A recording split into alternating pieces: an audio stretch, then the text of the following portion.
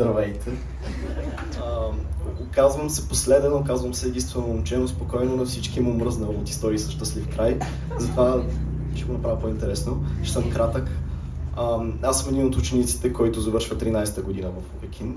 И мога да кажа, че едно от нещата, които... най-хубавите неща в живота ми, които са се случвали. И смятам всички нас за огромни късметли. През годините попадах на различни разговори между приятели и връстници за това какви са техните учители и техните училища. И главата ми се изгради един образ на хора, които са физически там, но не и душевно.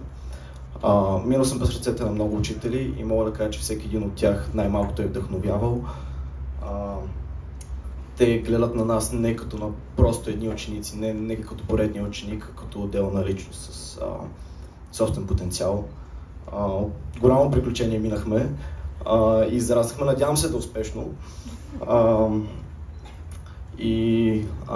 Определено израснахме. Преди само 6 години никой преподавател не искаше да ни вземе.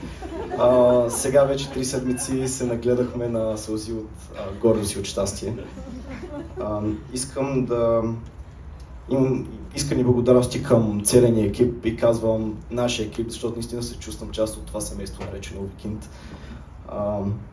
Учители, преподаватели, вие сте будители и както още обичам да казвам, вие сте пример за това какво е истински човек.